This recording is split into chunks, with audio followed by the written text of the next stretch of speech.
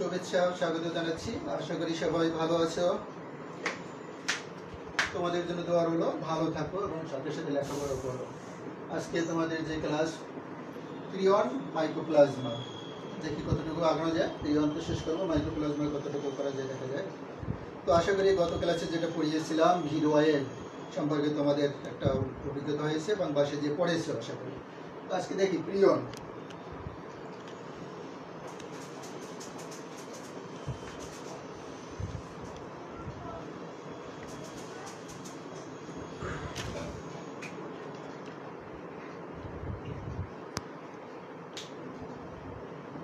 প্রিয়ন অর্গানিজমটা আবিষ্কার হওয়ার পর বিজ্ঞানীদের যে ধারণা ছিল জীবের উৎপত্তি সম্পর্কে, সেই ধারণায় একটা প্রশ্নবিদ্ধ দেখা দিয়েছে। তো আগে বিজ্ঞানীরা চিন্তা করতেন যে জীব হতে হলে কমপক্ষে দুইটা জিনিস লাগবে, একটা হলো প্রোটিন এবং একটা হলো নিউক্লিক অ্যাসিড। নিউক্লিক অ্যাসিড এবং প্রোটিন ছাড়া জীব হতে পারে না। পরবর্তীতে দেখা গেল নিউক্লিক অ্যাসিড, দ্যাট মিনস কি ডিএনএ আরএনএ আমরা জানি, আর প্রোটিন লাগবে জীব হতে পারে। কিন্তু পরবর্তীতে দেখা গেল যে প্রোটিন ছাড়াও জীব হতে পারে। সেটা তোমরা জানোই, তোমাদের পড়েছ। প্রোটিন ছাড়াও জীব হতে পারে, শুধু নিউক্লিক অ্যাসিড দ্বারা জীব হতে পারে, যেমন ভাইরাস, ভিরয়েড। ভাইরাস ডিএনএ অথবা আরএনএ দ্বারা গঠিত, আর প্রোটিনে থাকে, প্রোটিন থাকতে ভিরয়েড শুধু নিউক্লিক অ্যাসিড দ্বারা গঠিত। আবার বলছি, ভাইরাস এই দুইটা জিনিস দ্বারা গঠিত, নিউক্লিক অ্যাসিড ও প্রোটিন দ্বারা গঠিত। নিউক্লিক অ্যাসিডের ভিতরে ডিএনএ অথবা আরএনএ থাকে, ডিএনএ আর আরএনএ অ্যান্ড প্রোটিন থাকবেই আর কি ভাইরাসের ক্ষেত্রে। কিন্তু ভিরয়েডের ক্ষেত্রে কি শুধুমাত্র আরএনএ দ্বারা গঠিত। তাহলে দেখা যাচ্ছে যে শুধু নিউক্লিক অ্যাসিড দ্বারাও জীব হতে পারে। কিন্তু পরবর্তীতে যে প্রিয়ন আবিষ্কার হলো, প্রিয়নে দেখা গেল যে এখানে নিউক্লিক অ্যাসিডও নাই, কি আছে? তাহলে আছে শুধুমাত্র প্রোটিন। প্রোটিন দ্বারা এটা গঠিত। এটা জীব কিনা সেটা একটা প্রশ্ন আছে। জীব এই হিসাবে ধরা যায় যে এরা বংশবৃদ্ধি করতে পারে এবং জীবের দেহ রোগ উৎপাদন করে, সেই জন্য বিজ্ঞানীরা বলছেন যে এটা জীব। আবার কোনো কোনো বিজ্ঞানী বলছেন এটা জীব না, এটা কেমিক্যাল পদার্থ। বা এর ভিতরে এমন কোনো নিউক্লিক অ্যাসিড রয়েছে বা নিউক্লিওটাইড রয়েছে যেটা বিজ্ঞানীরা এখনো আবিষ্কার করতে পারেননি। তো যাই হোক, আমরা একটু দেখি যে প্রিয়ন কিভাবে আবিষ্কার হলো।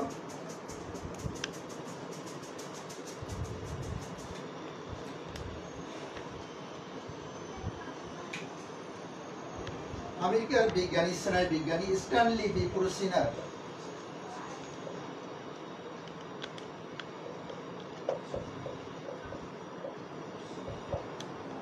স্ট্যানলি বি পুরসিনার 1982 সালে প্রথম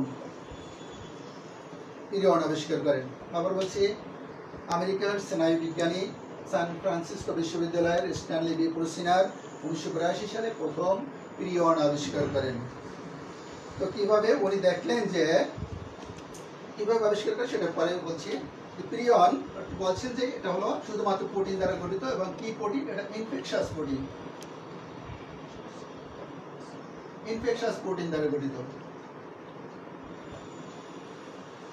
এক ধরনের প্রোটিন যেটা ইনফেকশাস, সংক্রামক। সেই প্রোটিন দ্বারা জীবের রোগ হয়ে থাকে এবং এটাকে উনি প্রিয়ন বলেছেন। তো এটার নামকরণ প্রিয়ন, প্রো ইন দিলে মনে হয় ভালো হতো। প্রোটিনের প্রো এবং ইনফেকশাসের ইন, প্রো ইন। কিন্তু এটা শুনতে শ্রুতিমধুর নয় বলে উনি এটাকে নাম করেন প্রিয়ন। এইভাবে নামকরণটা করেছেন। প্রোইন প্রথম চিন্তা ভাবনা করেছিল প্রোইন নাম দেবে, প্রোটিনের প্রো এবং ইনফেকশাসের ইন, প্রোইন। বাট এটা শুনতে ভালো শোনায় বলে এটাকে নামকরণ করেছে প্রিয়ন। 1982 সালে এটা আবিষ্কার হলো। কিভাবে আবিষ্কার হলো সেটা একটু দেখব। Discovery of prion.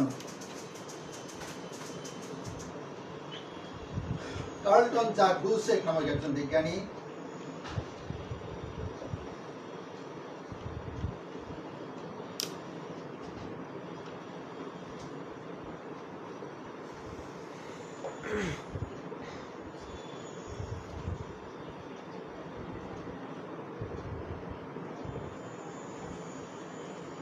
Carleton Gajdusek নামক একজন বিজ্ঞানী 1957 সালে নিউ গায়নার একটা প্রত্যন্ত অঞ্চলে ওখানকার স্থানীয় ডাক্তারদের নিকট থেকে জানতে পারলেন যে ওখানে প্রত্যন্ত অঞ্চলে উপজাতিদের মধ্যে একটা রোগ দেখা যায়।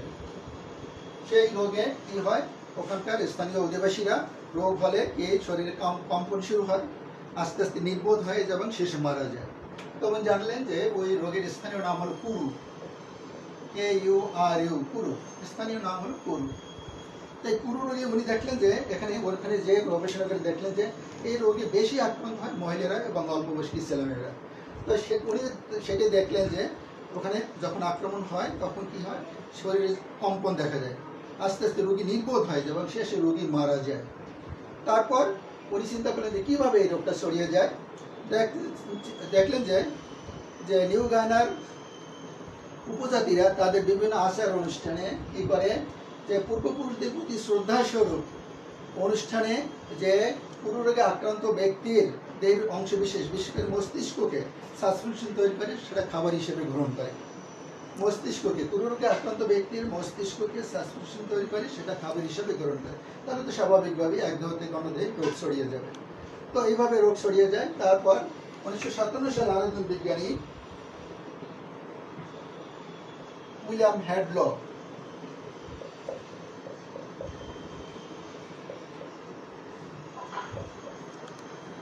একজন পশু চিকিৎসা বিজ্ঞানী, উনি কাজ করতেছেন ভেড়ার স্ক্র্যাপি রোগ নিয়ে। ভেড়ার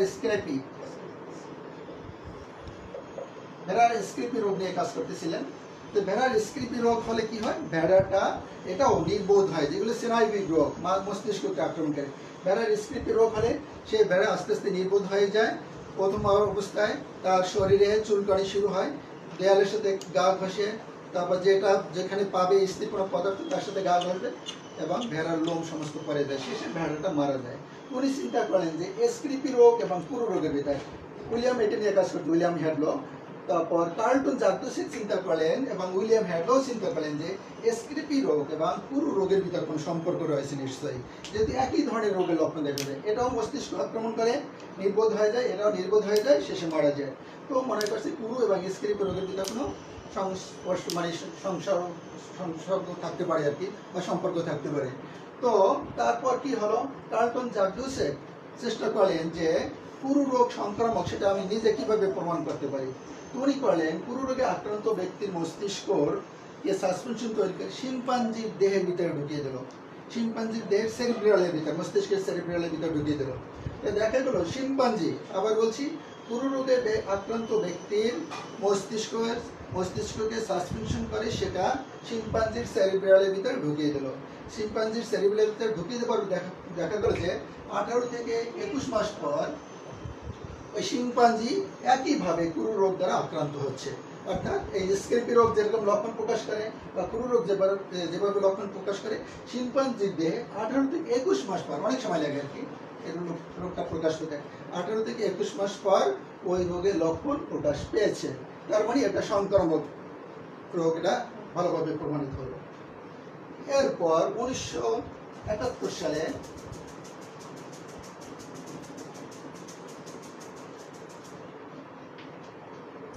স্ট্যানলি বি ফুলসিনার আবার যে আবিষ্কার করে, যেটা যে বিজ্ঞানী,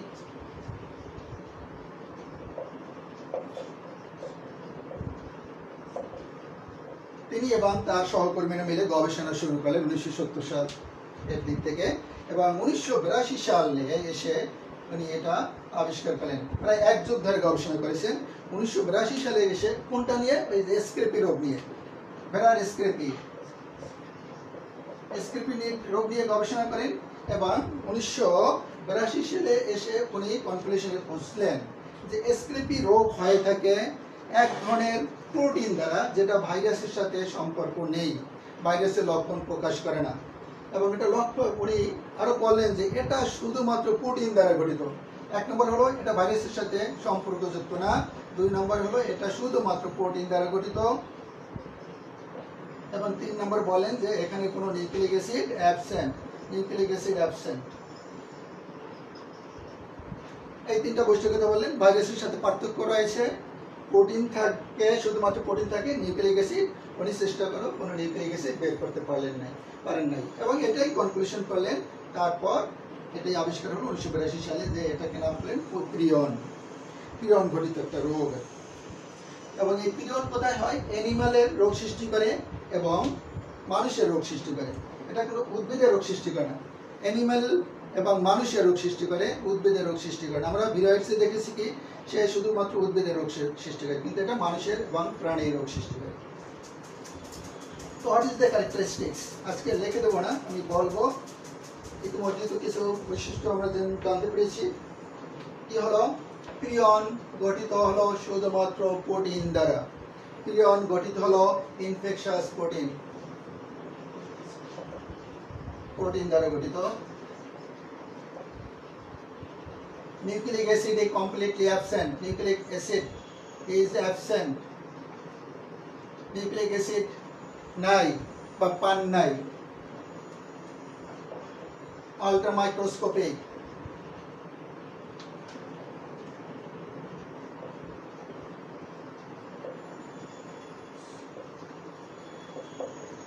অতি অণুবীক্ষণিক বডি।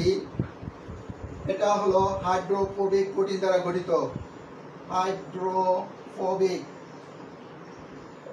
প্রোটিন দ্বারা গঠিত। হাইড্রোফোবিক, হাইড্রো মানে পানি, ফোবিক মানে ভয়, মানে পানি পছন্দ করে না, এই ধরনের প্রোটিন দ্বারা প্রিয়ন গঠিত। হাইড্রোফোবিক প্রোটিন দ্বারা গঠিত। এটা দণ্ডাকার, একটা প্রিয়ন দণ্ডে বা এই যে প্রিয়ন ইনফেকশাস প্রোটিন, একে পিআরপি প্রোটিনে বলা হয়, পিআরপি প্রোটিন। একটা প্রিয়ন দণ্ডে প্রায় 1000 পিআরপি, 1000 পিআরপি প্রোটিন থাকে। পিআরপি থাকে কত, 1000টি, এতটি প্রোটিন দণ্ড থাকে, প্রোটিন থাকে। এবং এর দৈর্ঘ্য হলো 100 থেকে 200 ন্যানোমিটার। প্রিয়ন দণ্ডের দৈর্ঘ্য 100 থেকে 200 ন্যানোমিটার এবং এর প্রস্থ হলো 10 থেকে 20 ন্যানোমিটার। প্রিয়ন দণ্ডে আবার বলছি 1000টি পিআরপি, 1000টি সর্বোচ্চ থাকতে পারে আর কি, যার দৈর্ঘ্য হবে 100 থেকে 200 ন্যানোমিটার এবং প্রস্থ হবে 10 থেকে 20 ন্যানোমিটার।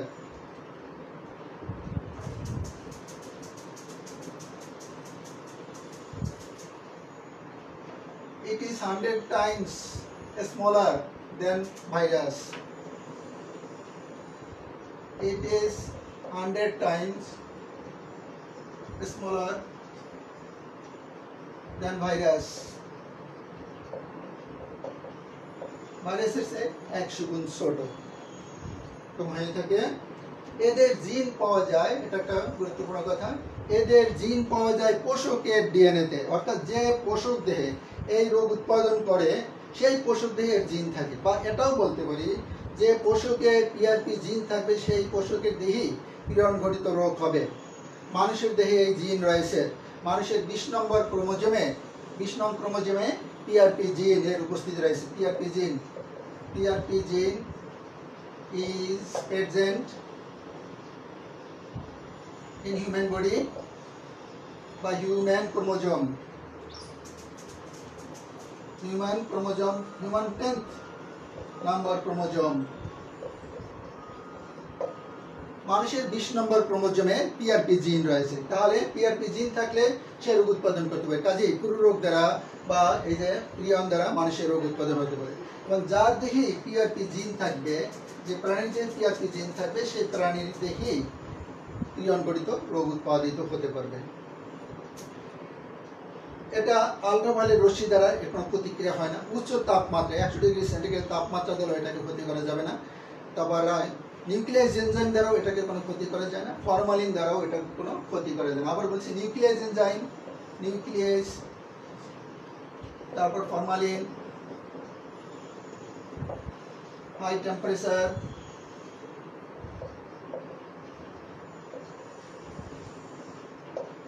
আলট্রাভায়োলেট রেজ,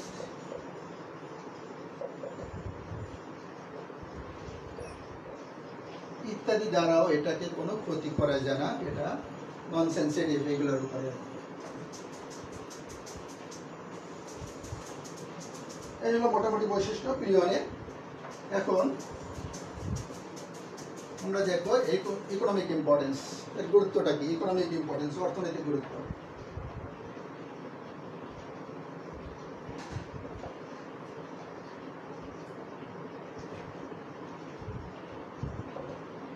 এটা তো আমরা জানি যে মানুষের এবং অ্যানিম্যাল প্রাণীর রোগ সৃষ্টি করে। তো প্রথমে দেখবো মানুষের দেহে কি কি রোগ সৃষ্টি করে।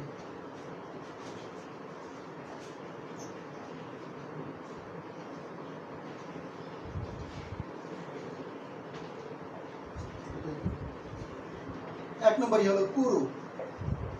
মানুষের দেহে কুরু রোগ সৃষ্টি করে, যেটা নিউ গাইনেতে আবিষ্কার হলো। 2 নম্বরে হলো সিজেডি, এর ফুল মিনিং হলো ক্রুসফেল্ড-জ্যাকব ডিজিজ।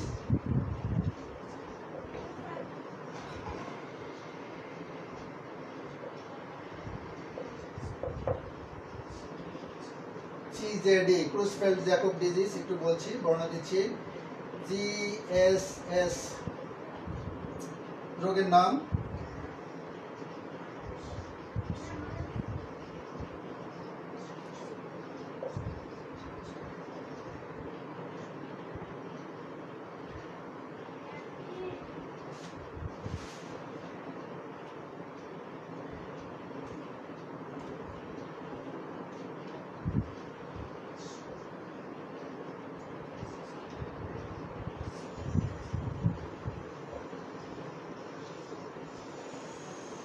যে জিএসএস গার্সম্যান স্টার্সলার সিসিনকার রোগের নাম।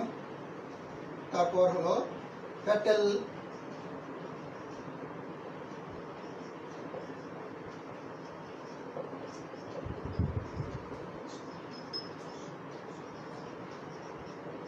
Familiar insomnia. এগুলো হলো মানুষের গুরুত্বপূর্ণ রোগ সৃষ্টি করে। এই কয়টা কুরু রোগ সৃষ্টি করে। সিজেডি সেট কি ক্রুসফেল্ড-জ্যাকব ডিজিজ বলে এটাকে। জিএসএস গার্সম্যান স্টার্সলার সিসিনকার রোগ বলে এটাকে। ফ্যাটাল ফ্যামিলিয়ার ইনসমনিয়া বলে এটাকে। তো কুরু কি হবে? কুরু রোগে ওই যে প্রথমে আক্রমণ করার পরে কি হবে, শরীরে কম্পন শুরু হবে, তারপরে আস্তে আস্তে নির্বোধ হয়ে যায়, শেষে মানুষ মারা যায়। এটা হল কুরু রোগের লক্ষণ।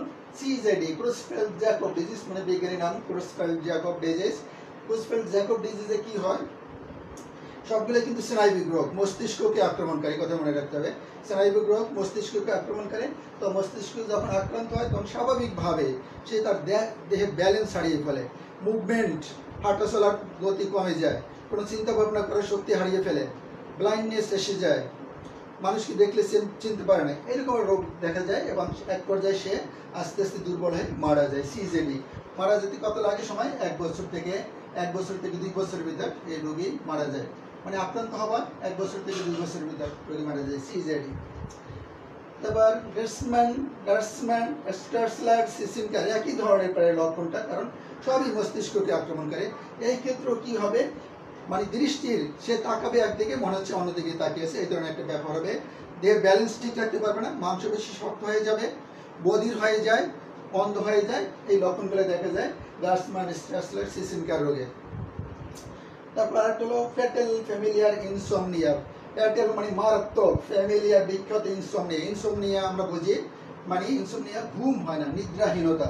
নিদ্রাহীনতা বলতে বোঝানো হয়েছে 1 দিন বা 2 দিনের না, মানে দিনের পর দিন যখন মানুষের ঘুম আসে না, তখন সেটি বলে ইনসমনিয়া।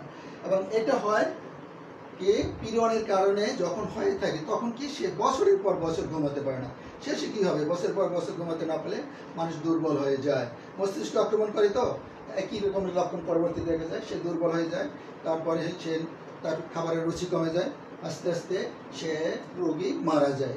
ঘুমাতে না পেরে আস্তে আস্তে কয়েক বছর লাগে আর কি, আস্তে আস্তে রোগী মারা যায়। এগুলো হলো মানুষের পিরিয়ন ঘটিত রোগ। Kuru, CJD, GSS, fatal familial insomnia ভালো করে মুখস্থ করবে, পরীক্ষায় আসে। আবার বলছি, কুরু শিম্পাঞ্জির কুরু হয়, মানুষের কুরু হয়। তো কুরু গেলে একটা, সিজেডি শুধু মানুষেরই হয়, জিএসএস মানুষের হয়, তারপর ফ্যাটাল ফ্যামিলিয়ার ইনসমনিয়া মানুষের হয়।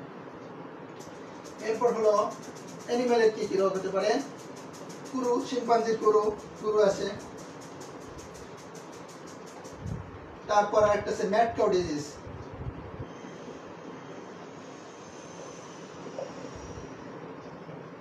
ম্যাড কাউ ডিজিজ, গরু পাগল হয়ে যায়। পাগল হয়ে যায়, এটাকে বলা হয় বোভাইন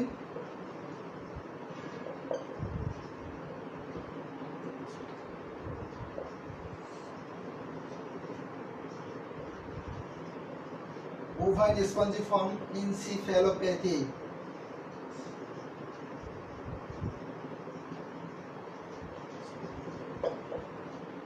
ম্যাড কাউ ডিজিজকে এটাও বলা হয় যে বোভাইন স্পঞ্জিফর্ম এনসিফ্যালোপ্যাথি। এনসিফ্যালোপ্যাথি মানে ব্রেন যখন আক্রান্ত হয় তখন সেটাকে এনসিফ্যালোপ্যাথি বলা হয়।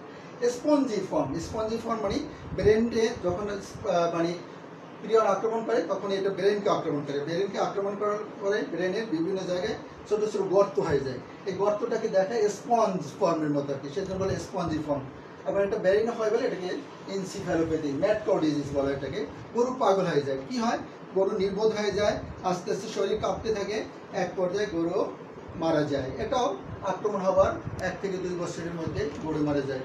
আমরা জানি 1982 সালের দিকে এতে ব্রিটেনে ম্যাড কাউ ডিজিজ হয়েছিল, হাজার হাজার গরু মারা গিয়েছিল এবং ফার্নেসে গরু গরু মেরে ফেলছিল এবং ওদের মাংস রপ্তানি বন্ধ হয়ে গেছিল ম্যাড কাউ ডিজিজ। স্ক্রেপি আরেকটা রোগ হয় প্রাণীর, scrapie of goat, scrapie of sheep and goat, sheep and goat. ছাগল এবং ভেড়ার স্ক্রেপি রোগ একই কথা, এটাও ব্রেন আক্রমণ করে। ব্রেন আক্রমণ করার পরে কি হবে, এটা অস্থির হয়ে যায়, শরীর চুলকাতে থাকে, দেয়ালের সাথে গা ঘষে, তারপর কি হয় গা ঘষতে ঘষতে কি হয় শিপের লোমগুলো পড়ে যায় এবং আস্তে আস্তে দুর্বলে শিপ এবং ছাগল মারা যায়। এটা বলেছে স্ক্রেপি অফ শিপ। তারপর পুরু ইসের হয়ে থাকে, ইঁদুরের পুরু রোগ হয়ে থাকে। এই রোগের গুলো নাম আমরা মুখস্থ করবো, এগুলো পরীক্ষায় আসে এবং এটা হলো ইকোনমিক ইম্পর্টেন্স। আর ইকোনমিক ইম্পর্টেন্স কি আমরা এই যে পড়াচ্ছি তোমাদের, এটা নিয়ে এখন গবেষণা হচ্ছে, প্রচুর গবেষণা আছে, অনেক কিছু আবিষ্কার করা হয় নাই বা আবিষ্কার করা যায় নাই। কি যায় নাই, এখন একটা প্রশ্ন হতে পারে যে এটা সংক্রামক, আমরা বুঝলাম জীবের দেহে রোগ উৎপাদন করে এবং এটা নাকি সেলফ রেপ্লিকেশন করে। কিভাবে করে এখানে তাহলে সেন্ট্রাল ডগমার যে ধারণাটা আমরা জানি, সেন্ট্রাল ডগমায় কি বলা হয়েছে, ডিএনএ থেকে এমআরএনএ বা আরএনএ উৎপাদন হয়, এমআরএনএ থেকে প্রোটিন উৎপাদন হয়, এটাকে বলে সেন্ট্রাল ডগমা। ট্রান্সক্রিপশন, ট্রান্সলেশন, এটা করে ট্রান্সক্রিপশন,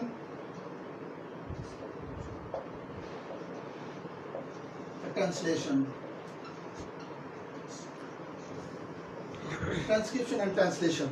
সেন্ট্রাল ডগমা जो এখানে প্রোটিন উৎপাদন হয় পরে, তাহলে প্রোটিন কি ডিএনএ থেকে এমআরএনএ, এমআরএনএ থেকে প্রোটিন উৎপাদন হয়। প্রোটিন একটা এটা তো কেমিক্যাল পদার্থ, সে কিভাবে জীবের দেহে উৎপাদন করে এবং এক দেহ থেকে সে অন্য দেহে ছড়িয়ে যায়। এটা নিয়ে বিজ্ঞানীদের ভিতরে মতভেদ রয়েছে। 3 ধরনের মতবাদ আছে, এটা কিন্তু বৈজ্ঞানিক থিওরি না, গবেষণা চলছে। 3 ধরনের মতবাদ আছে।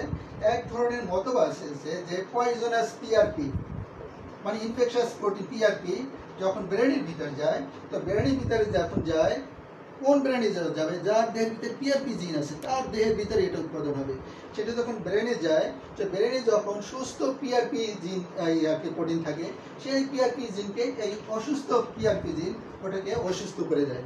অসুস্থ করে দিলে কি হবে, অসুস্থ করে দিলে সেই অসুস্থ যে এখানে যে স্পেসটা বেড়ে গেল, এখানে একটা পিআরপি অসুস্থ, তার পাশের একটা প্রোটিনকে অসুস্থ করে দেয়, এর পাশের প্রোটিনকে অসুস্থ করে দেয়, এর পাশের প্রোটিনকে অসুস্থ করে দেয়।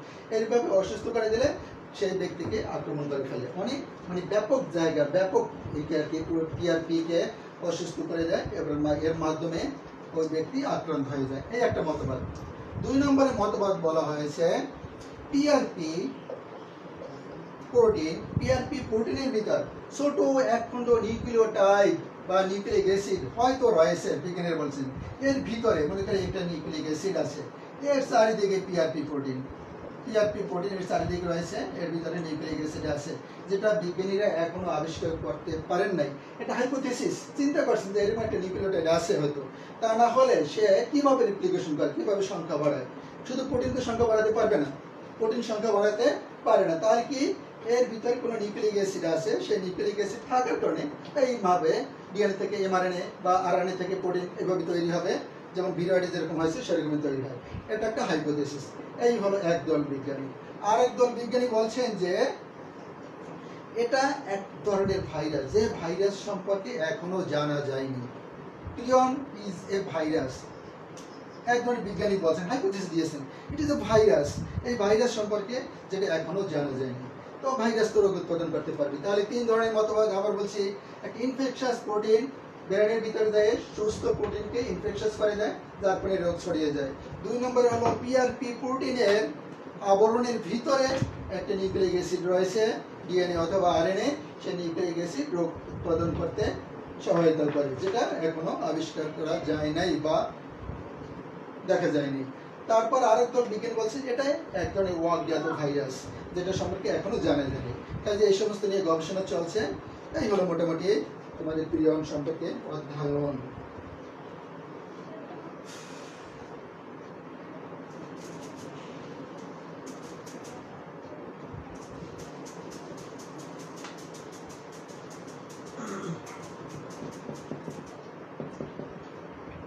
মাইক্রোপ্লাজমা সম্পর্কে একটু দেখি।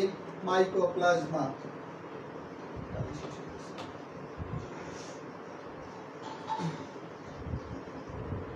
মাইক্রোপ্লাজমা এটা নিচে আন্ডারলাইন করেছি, তার মানে এটা একটা জেনেরিক নেই।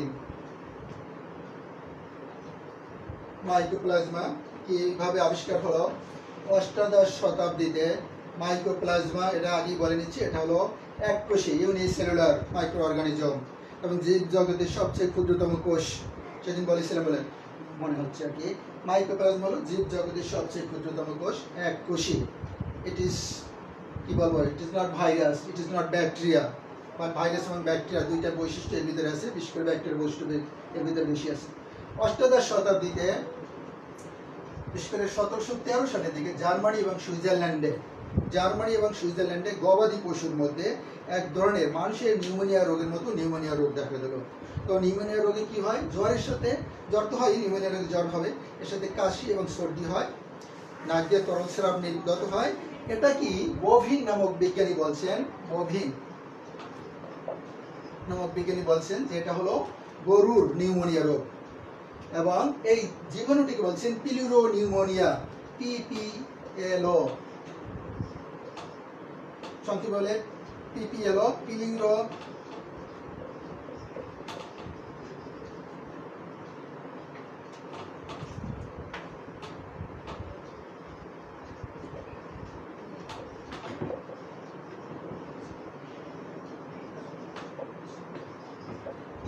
Pneumonia like organism, পিপিএলও। ববিন এই কথাটা বললেন যে পিপিএলও দ্বারা গরুর নিউমোনিয়া রোগ হয়ে থাকে, এবং পিপিএলও পুরো নাম হলো পিলিউরো নিউমোনিয়া লাইক অর্গানিজম। পিলিউরো মানে যেটা ফুসফুসের যে আবরণ থাকে, সে আবরণকে পিলিউরো বলে। নিউমোনিয়া লাইক অর্গানিজম, যে অর্গানিজম দ্বারা এই ফুসফুসের অংশ বিশেষ আক্রান্ত হয়, সেটি হলো পিলিউরো নিউমোনিয়া লাইক অর্গানিজম, পিপিএলও। পরবর্তীতে এডওয়ার্ড প্রুডেন্ট 1955 সালে এদেরকে মাইক্রোপ্লাজমা, পিপিএলও কে মাইক্রোপ্লাজমা নামকরণ করেছেন। পিপিএলও এখন আর বলে না, এটাকে এখন বলা হয় মাইক্রোপ্লাজমা।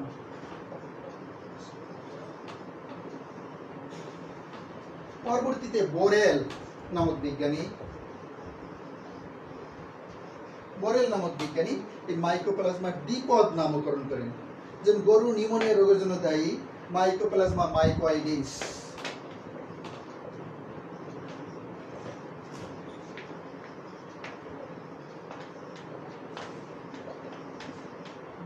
গরু নিউমোনিয়া রোগের জন্য দায়ী জীবাণুর নাম হলো মাইক্রোপ্লাজমা মাইকোয়াইডিস। তো বোরেল দ্বিপদ নামকরণ, দ্যাট মিন্স এটা জেনেরিক নাম এবং স্পেসিফিক নাম, দুই ধরনের নাম রয়েছে।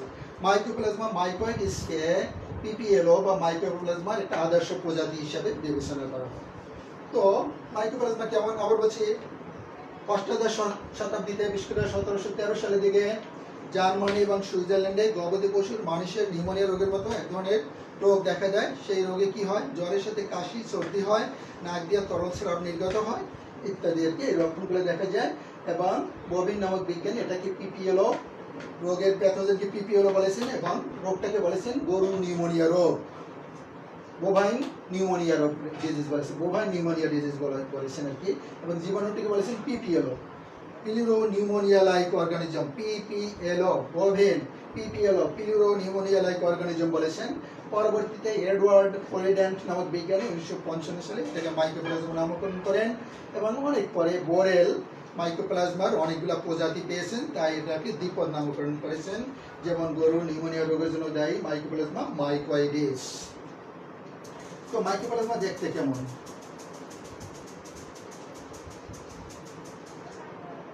ছবি আঁকি।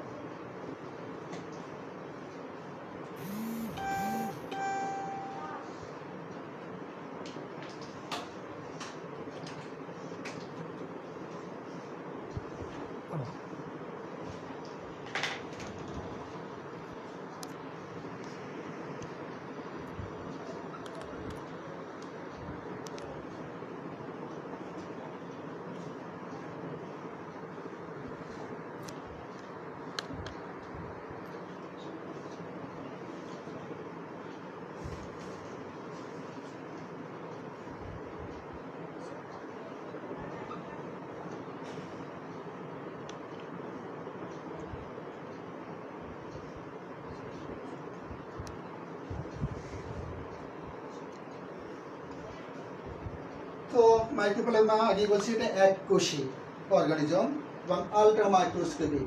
আলট্রা মাইক্রোস্কোপ এটা খালি শক্তিশালী অনুবীক্ষণ যন্ত্র ছাড়া দেখা যায় না।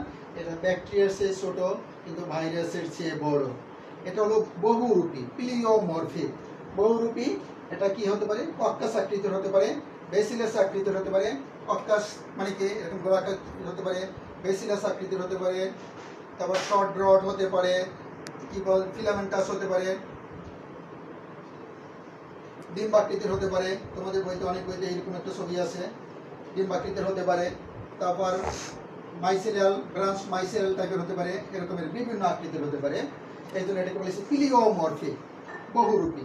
Coccus, bacillus, short rod, filamentous, ডিম্বাকৃতির, ওভাল শেপ এবং ফিলামেন্টাস ব্রাঞ্চ মাইসেলিয়াল টাইপ ইত্যাদি বিভিন্ন ধরনের হতে পারে। এর আরেকটা গুরুত্বপূর্ণ কথা হলো, অনেক বিজ্ঞানী বলছেন এটা হলো ক্ষুদ্র এক ধরনের ব্যাকটেরিয়া, কিন্তু অনেক বিজ্ঞানী বলছেন ইট ইজ নট ব্যাকটেরিয়া। কারণ ব্যাকটেরিয়া নয় এই কারণে এর ভিতরে অনেক বৈশিষ্ট্য ব্যাকটেরিয়ার মতো, কিন্তু ব্যাকটেরিয়ার একটা জটিল কোষ প্রাচীর আছে, এর কোনো কোষ প্রাচীর নাই। বা 3 স্তর বিশিষ্ট এই যে প্লাজমা মেমব্রেন যেটা লিখলাম, এটা কিন্তু plasma membrane, not cell wall. Plasma membrane 3 স্তর বিশিষ্ট প্লাজমা মেমব্রেন আছে। আর সমস্ত ব্যাকটেরিয়ারই কোষ প্রাচীর থাকবে, কিন্তু কোনো মাইক্রোপ্লাজমারই কোষ প্রাচীর নাই, 3 স্তর বিশিষ্ট প্লাজমা মেমব্রেন আছে। So it is not bacteria.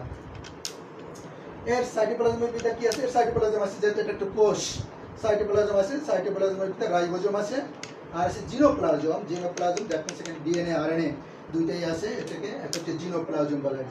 আর এর ভিতরে প্রচুর পরিমাণে প্রোটিন থাকে। এটি হলো এর গঠন। আবার বলছে এটা হলো বহুরূপী, কক্কাস, বেসিলাস, ফিলামেন্টাস, ওভাল এবং ব্রাঞ্চ মাইসেলিয়াল টাইপ হতে পারে। এর কোনো নির্দিষ্ট শেপ নেই, তাই এটাকে প্লিওমরফিক বলা হয়েছে। এর যেহেতু জটিল কোষ প্রাচীর এটা বিভিন্ন আকৃতির ধারণ করতে পারে এবং এর কোষ প্রাচীর নাই। প্লাজমা মেমব্রেন 3 স্তর বিশিষ্ট। এর 3 স্তর বিশিষ্ট এর পুরুত্ব হলো 10 থেকে 20 ন্যানোমিটার। এটার পুরুত্ব হলো 10 থেকে 20 ন্যানোমিটার। আর থাকবে ভিতরে রাইবোজোম থাকবে ডিএনএ থাকবে, আরএনএ থাকবে, প্রোটিন থাকবে, ইত্যাদি ইত্যাদি থাকবে, আর সাইটোপ্লাজম থাকবে। তো এর ভিতরে প্রোটিন কতটুকু থাকে? কোষের শুষ্ক ওজনের প্রায় 40 থেকে 60% থাকবে প্রোটিন। ডিএনএ থাকে প্রোটিন, এটা হলো প্রোটিন পরিমাণ। 4% থাকে ডিএনএ,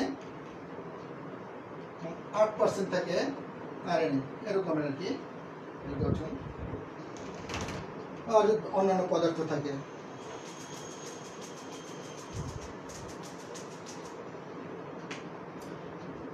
তো এটা হলো জীবজগতের ক্ষুদ্রতম কোষ। কেন জীবজগতের ক্ষুদ্রতম কোষ বলা হয়েছে? এর আকারটা কতটুকু? 0.1 থেকে 0.9 মাইক্রন ব্যাস বিশিষ্ট কোষ। এই আয়তন বিশিষ্ট 0.1 থেকে 0.9 মাইক্রন। এর ভিতরে এর দেহের আকার, মানে এটা আকার ছোট বড় হতে পারে। এবং এদের লাইফ সাইকেল আছে। দেখি লাইফ সাইকেলটা। জীবন চক্র আছে। জীবন চক্রে 3 ধরনের কোষ দেখা যায়। জীবন চক্রটি দেখি। এটা হলো একটা পরিপূর্ণ মাইক্রোপ্লাজমা। এটা বংশবৃদ্ধিকারে ফিশন বা বাইনারি ফিশন বলি।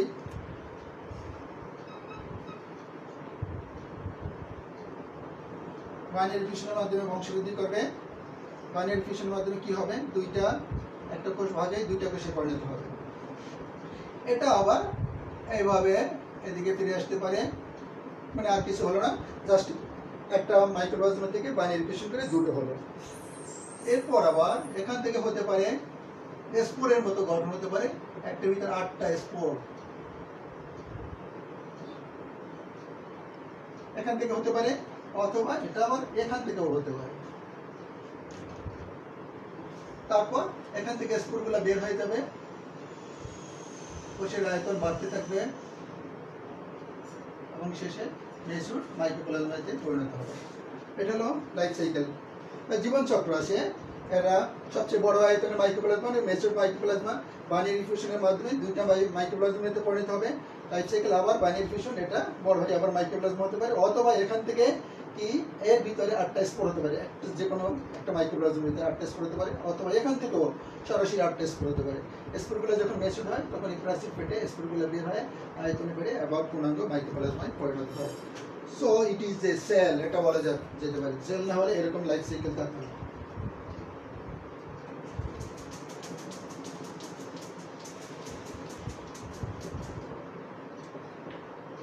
সবচেয়ে ক্ষুদ্রতম মাইক্রোপ্লাজমা, মাইক্রোপ্লাজমা লেইডলাইউই,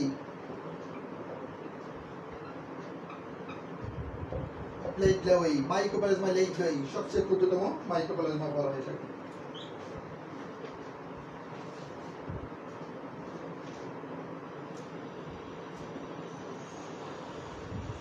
তো এই গেল স্বাভাবিক প্রাথমিক কথাবার্তা মাইক্রোপ্লাজমা সম্পর্কে। বৈশিষ্ট্য ইতিমধ্যে কিছু কিছু আলোচনা হয়েছে, আরো কিছু বৈশিষ্ট্য রয়েছে। এটা হলো ultra microscopic,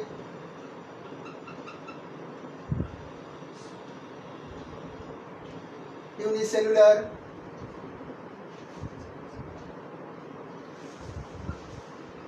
প্লিওমরফিক,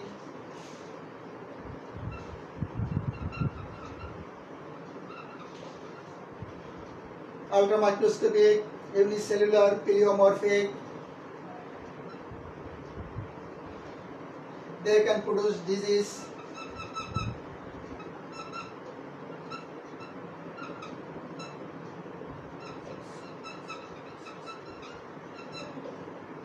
In human, animal and plant. এটা মানুষ, প্রাণী এবং উদ্ভিদের রোগ সৃষ্টি করতে পারে। They are parasitic and saprophytic. But some are parasitic and others are saprophytic.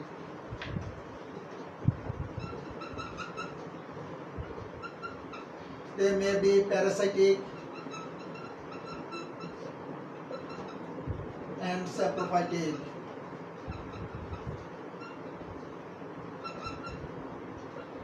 তারা পরজীবী এবং মৃতজীবী দুটাই হতে পারে, কিছু হবে পরজীবী, কিছু হবে মৃতজীবী। পরজীবী মৃতজীবীতে আমরা বুঝি প্যারাসাইটিক এবং স্যাপ্রোফাইটিকের পার্থক্য হলো, প্যারাসাইট হলো যারা জীবন্ত দেহে অবস্থান করে, সেখান থেকে খাবার সংগ্রহ করে, সেখানে জীবনচক্র শেষ করে, সেটি হলো প্যারাসাইট। আর স্যাপ্রোফাইট হলো মৃত বস্তুতে অবস্থান করে, সেখান থেকে খাবার সংগ্রহ করে এবং জীবনচক্র পরিচালনা করে, সেটাকে বলে স্যাপ্রোফাইটিক। তো দে মে বি প্যারাসাইটিক আর স্যাপ্রোফাইটিক, দুই ধরনের হতে পারে প্যারাসাইট এবং স্যাপ্রোফাইটিক। তারপর they are facultative,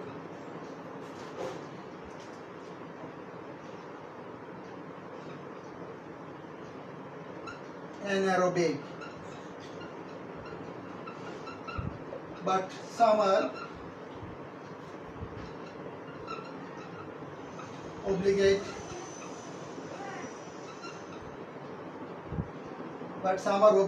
anaerobic.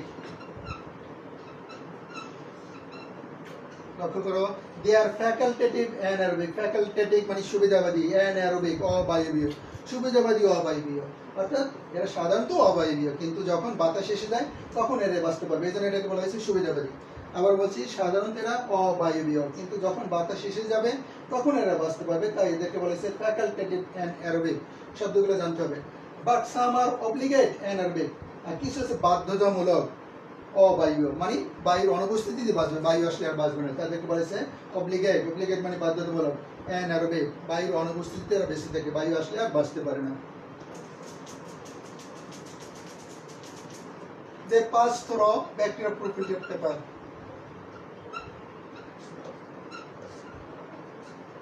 They pass through bacteria-proof filtered paper.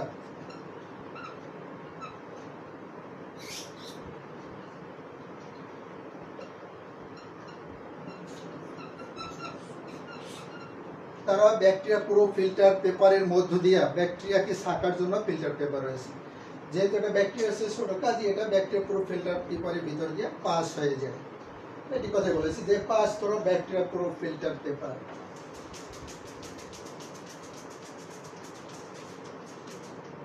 They are not sensitive in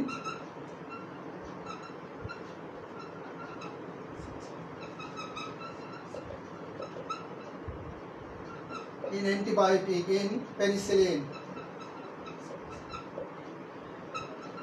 but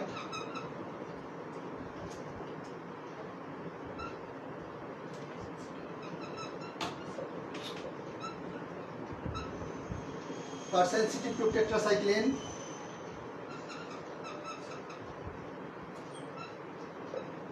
chloramphenicol,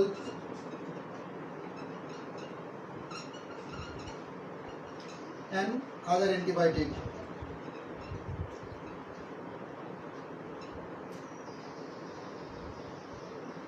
এরা পেনিসিলিনের কোনো sensitive penicillin, they are not sensitive in penicillin. Penicillin অ্যান্টিবায়োটিকদের এদেরকে ক্ষতি করা যায় না বা ধ্বংস করা যায় না, বাট সেন্সিটিভ টু টেট্রাসাইক্লিন, তারপর ক্লোরামফেনিকল এবং অন্যান্য অ্যান্টিবায়োটিক দ্বারা এদেরকে ধ্বংস করা যায়।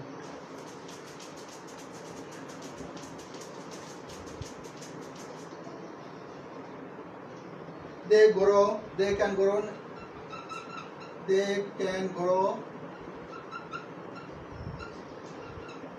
in artificial medium.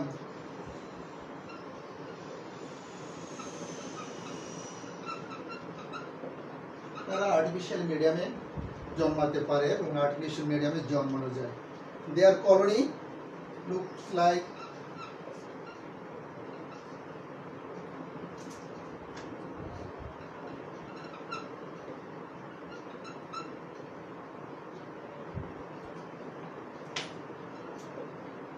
fried egg.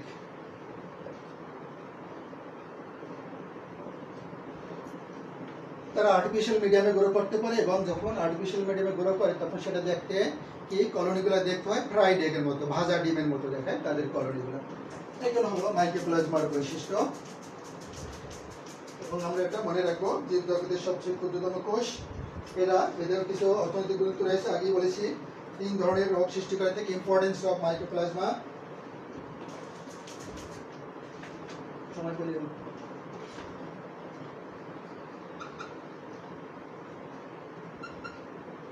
of mycoplasma.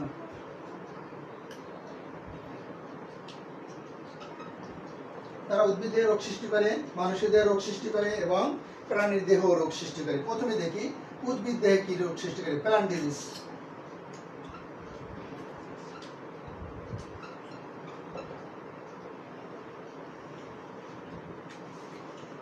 Plant ডিজিজের ভিতর 1 নম্বরে যেটা বলা যায় উইসেস ব্রুম,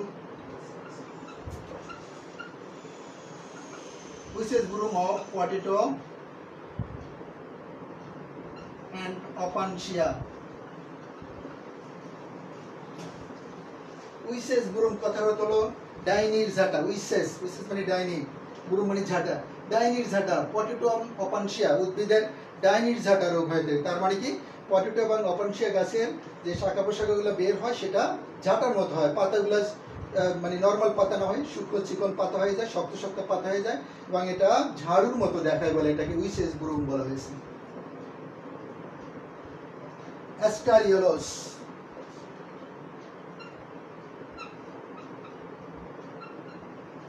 অ্যাস্টার গাছ হলুদ হয়ে যায়।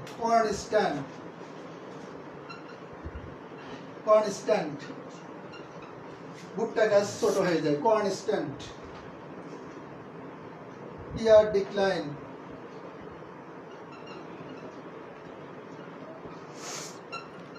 নাশপাতির ফলন কমে যায়, ডিক্লাইন মানে কমে যাওয়া আর কি, নাশপাতির ফলন কমে যায়। Brinjal little leaf,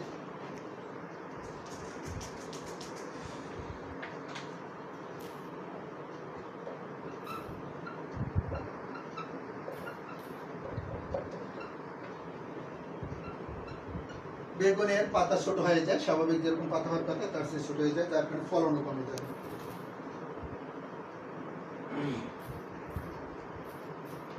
rice yellow dwarf, এটা উল্লেখযোগ্য রোগ, rice yellow dwarf.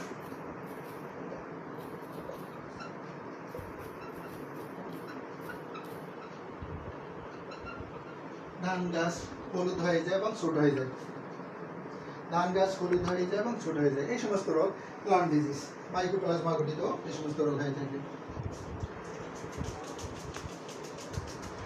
Human disease,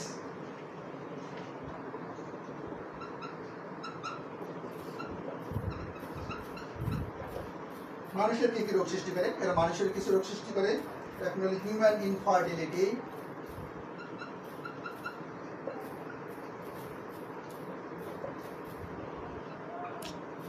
human infertility, abortions,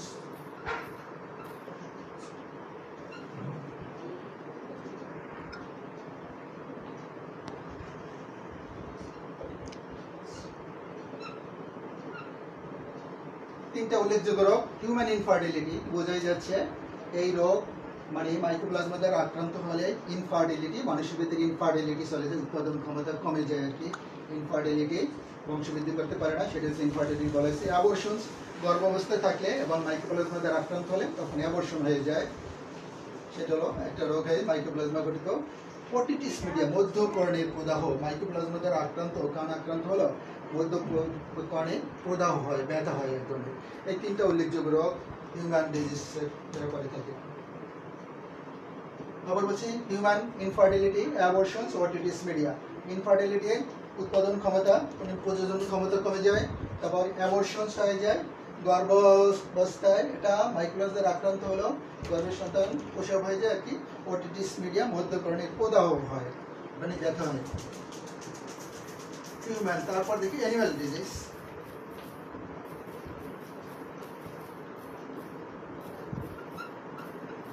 animal disease, animal কিছু রোগ সৃষ্টি করে থাকে। বোভাইন পিলোরোনিউমোনিয়া, যেটা বলা হয়েছে প্রথমেই,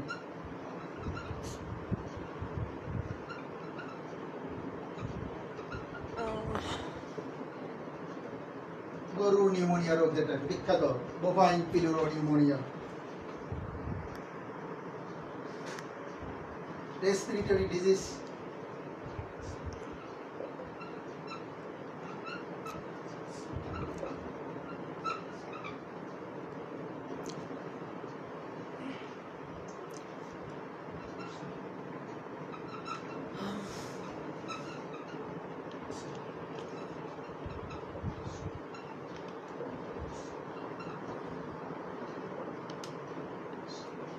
respiratory disease of fowl and other domestic birds. শ্বাসতন্ত্রের রোগ সৃষ্টি করে কিসের? মোরগ মুরগির এবং অন্য গৃহপালিত পাখি। শ্বাসতন্ত্রের রোগ সৃষ্টি করে মোরগ মুরগির এবং অন্যান্য গৃহপালিত পাখি, সেটাকে বলে respiratory disease of fowl and other domestic birds. Okay, আর একটা দেখতে পারি আর্থ্রাইটিস অফ গোট,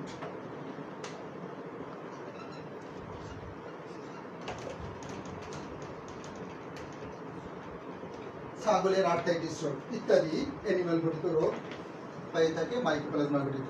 তো এখানে দেখা গেল যে তিন ধরনের প্রাণীতে রোগ সৃষ্টি করতে পারে, উদ্ভিদের রোগ সৃষ্টি করতে পারে এবং মানুষের এরা রোগ সৃষ্টি করতে পারে। এই হলো মোটামুটি প্রিয়ন এবং মাইক্রোপ্লাজমা ঘটিত অতি সহজ ব্যাপারগুলো। পড়াতে খুব একটা মজা পাওয়া যাচ্ছে না, কারণ কিছু বৈশিষ্ট্য মুখস্থ করতে হবে। প্রিয়ন তো প্রোটিন দ্বারা গঠিত, প্রিয়ন প্রোটিন, পিআরপি প্রোটিন দ্বারা গঠিত। এই প্রিয়ন প্রোটিন কোথায় পাওয়া যায়? জিনে পাওয়া যায়। যে পোষক দেহে রোগ সৃষ্টি করে সেই পোষকদের জিনে পাওয়া যায়। যেমন মানুষের 20 নম্বর ক্রোমোজোমে এই জিন থাকে, কাজেই মানুষ প্রিয়ন দ্বারা আক্রান্ত হতে পারে। এবং এটা প্রিয়ন দ্বারা হয় মস্তিষ্ক আক্রমণ করে সবসময়, স্নায়বিক রোগ, মস্তিষ্ক আক্রমণ করে, শেষে মানুষ পাগল হয়ে যায়, মারা যায়। মূল কথা হল এই কথাগুলো, মূল কথা আবার বলছি, মানুষের রোগ হয় এবং প্রাণীর রোগ হয় প্রিয়ন গঠিত, এবং এটা মস্তিষ্ককে আক্রমণ করে। মানুষ তার ব্যালেন্স হারিয়ে ফেলে, চোখের দৃষ্টিশক্তি কমে যায়, কানে কম শোনে, তারপর হলে বোকা হয়ে যায়, কোনো কিছু স্মরণ করতে পারে না, শেষে আস্তে আস্তে মানুষ ধুকে থেকে মারা যায়। আবার ইনসমনিয়া হয়, মানে দিনের পর দিন রাতের পর রাত সে ঘুমাতে পারে না, দিনের তো না রাতের পর রাত সে ঘুমাতে পারে না, সে দুর্বল হয়ে যায়, রুচি নষ্ট হয়ে যায় এবং শেষে মারা যায়, ইনসমনিয়া হয়ে থাকে। প্রাণী রোগ, এই যে স্ক্রেপি, ভেড়ার এবং ছাগলের স্ক্রেপি রোগ হয়ে যায়, মানে স্ক্রেপি রোগ হওয়ার পর ব্রেন আক্রান্ত হওয়ার পরে তার দেহের ভিতরে চুলকানি হয়, দেয়ালের সাথে গা ঘষতে থাকে, লোম পড়ে যায় এবং শেষে সে মারা যায়, অস্থির হয়, সে মারা যায়। তারপর কুরু রোগ হয়ে থাকে, শিম্পাঞ্জির কুরু রোগ হয়ে থাকে, একই কথা মস্তিষ্কে হয়ে থাকে, নির্বোধ হয়ে যায়, শেষে মারা যায়। এই সমস্ত রোগ হয়ে থাকে প্রাণী এবং মানুষের, প্রাণী এবং মানুষের ক্ষেত্রে প্রিয়ন গঠিত। আর হলো মাইক্রোপ্লাজমা গঠিত তোমরা রোগ দেখেছে, এস্টারিয়েলো স্যান্ডেল স্পাইক ডিজিজ হয়ে থাকে।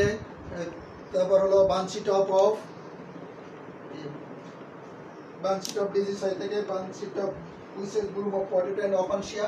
উইসেস ব্রুম মানে ডাইনির ঝাঁটা, মনে রাখবে শব্দটা, উইসেস ব্রুম, ডাইনি, উইসেস মানে ডাইনি, ডাইনির ঝাঁটার মতো হয়ে যায়, পটেটো অ্যান্ড অফানশিয়া এর কাণ্ডগুলো ডাইনির ঝাঁটার মতো হয়ে যায়, তাকে উইসেস ব্রুম বলেছে। আর একটা হলো রাইস ইয়েলো ডর্ফ, একটা উল্লেখযোগ্য রোগ, রাইস ইয়েলো ডর্ফ। রাইসগুলা খাটো হয়ে যাবে, ইয়েলো হয়ে যাবে, উৎপাদন কমে যাবে, এটা মাইক্রোপ্লাজমা গঠিত একটা উল্লেখযোগ্য রোগ। প্রাণীর একটা উল্লেখযোগ্য রোগ হলো বোভাইন পিলোনিউমোনিয়া, গরু নিউমোনিয়া রোগ, হাজার হাজার গরু ব্রিটেনে মারা গিয়েছিল, এখন এটা ইউরোপের দেশে হয়ে থাকে বেশি। Respiratory disease of fowl and other domestic birds, শ্বাসতন্ত্রের রোগ হয়ে থাকে এবং মুরগি এবং অন্যান্য পর্যন্ত বাকি মারা যায়। ছাগলের আর্থাইটিস রোগ, গেটে ব্যথা আর কি, এগুলো হয়ে থাকে মাইক্রোপ্লাজমা গঠিত। মাইক্রোপ্লাজমা হলো আলট্রা মাইক্রোস্কোপিক, ব্যাকটেরিয়ার চেয়ে ছোট তবে ভাইরাসের চেয়ে বড়, এর কোনো কোষ প্রাচীর নেই, ইট ইজ নট ব্যাকটেরিয়া। হয় ইট ইজ নট ব্যাকটেরিয়া, কারণ এর কোনো কোষ প্রাচীর নাই। এটা হলো আরেকটা কথা বলা নেই, এটা gram negative, bacteria gram positive, gram negative দুই ধরনের হতে পারে। মাইক্রোপ্লাজমা হলো গ্রাম নেগেটিভ এবং এর কোনো ফ্লাজেলা থাকে না, ব্যাকটেরিয়ার ফ্লাজেলা থাকে। এই কথাগুলো মনে রাখতে হবে। এখানে ডিএনএ আছে, আরএনএ আছে, রাইবোজোম আছে, কাজী সে প্রোটিন সিনথেসিস করতে পারে, বোঝাই যাচ্ছে প্রোটিন সিনথেসিস করতে পারে। এবং সংখ্যা বাড়ায় কিভাবে? বাইনারি ফিশনের মাধ্যমে দেখানো হয়েছে, বাইনারি ফিশন এবং কখনো কখনো বার্ডিং এর মাধ্যমেও এরা সংখ্যা বৃদ্ধি করতে পারে। আর এরা আর্টিফিশিয়াল মিডিয়ামে এদেরকে আমরা চাষ করতে পারি। আর্টিফিশিয়াল মিডিয়ামে যখন কলোনি গঠন করে তখন কলোনিগুলো দেখায় পোস্ট করা ডিমের মতো বা ভাজা ডিমের মতো। ঠিক আছে, থ্যাংক ইউ, ভালো থেকো, লেখাপড়া করো, পরস্পরের জন্য দোয়া করবে, আমার জন্য দোয়া করবে, তোমরা ভালো থেকো।